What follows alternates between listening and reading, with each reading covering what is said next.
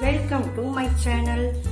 இன்னைக்கு தொண்டை கரகரப்பு, சளி இதெல்லாம் இருந்ததுன்னா இந்த கஷாயம் குடிச்சா சரியாயிரும். பாருங்க, அதுக்கு ஒரு பேஷன் எடுத்துருக்கிறேன்.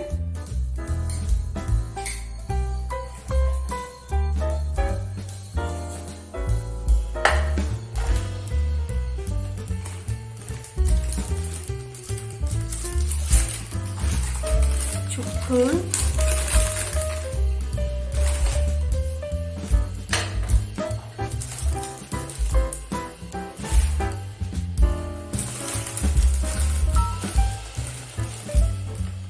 மிளகு,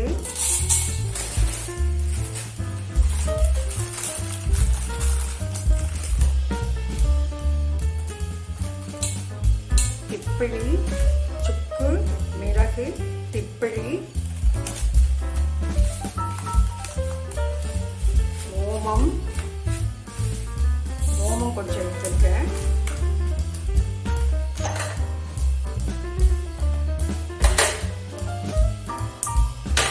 பட்டை,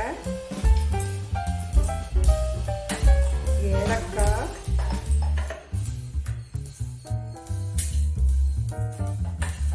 கிராம்பு,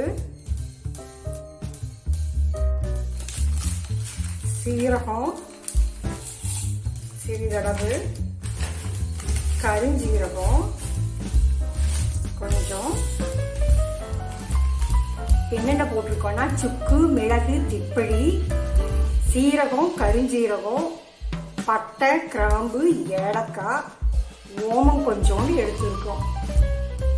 சின்ன வெங்காயம் கொஞ்சம் எடுத்துக்கலாம். வெத்தலை கட் பண்ணி போட்டுக்கலாம். கழுவி கட் பண்ணி போட்டுக்கலாம். கொஞ்சம் பிரஸ் இஞ்சி கட்டிக்கலாம்.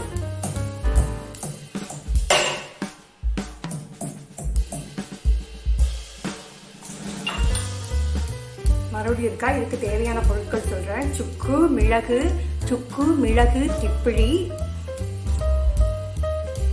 கருஞ்சீரகம், சீரகம், ஏலக்காய், ஓமம், இஞ்சி, சின்ன வெங்காயம், வெத்தலை, தண்ணி சேர்த்திருக்கிறேங்க.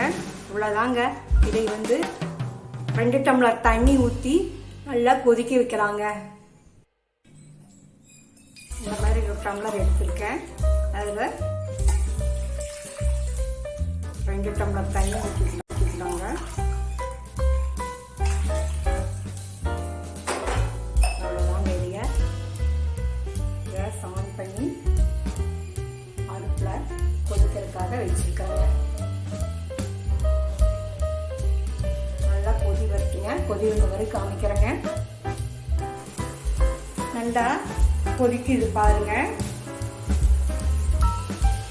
இந்த கஷாயம் இப்போ இருக்கிற கிளைமேட்டுக்கு குடிச்சிங்கன்னா தொண்டைக்கு இதமாகவும் இருக்கும். அதே சமயத்தில் சளி இருந்ததுன்னா, சளி, இருமல், காய்ச்சல் இந்த மாதிரி எல்லாம் இருந்ததுன்னா இது காலையில் ஒரு தடவை, ஈவினிங் ஒரு தடவை குடிச்சிங்கன்னா சரியாயிரும்.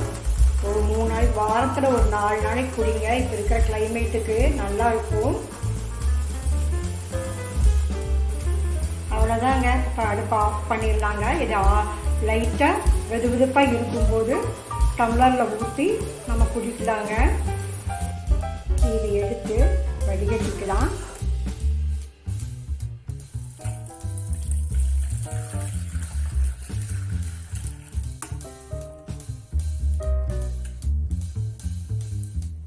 இந்த கசடை வேஸ்ட் பண்ண வேண்டாம். இதை மறுபடியும் ஒரு தண்ணி ஊற்றி கொதிக்க வச்சு ஆவி மாதிரி பிடிச்சிங்கன்னா ரொம்ப நல்லா இருக்கும். இதையும் வேஸ்ட் பண்ண வேண்டாம். இப்போ பாருங்க, கஷாயம் ரெடி ஆயிடுச்சு. டம்ளரில் ஊற்றி குடிக்க வேண்டியதுதாங்க.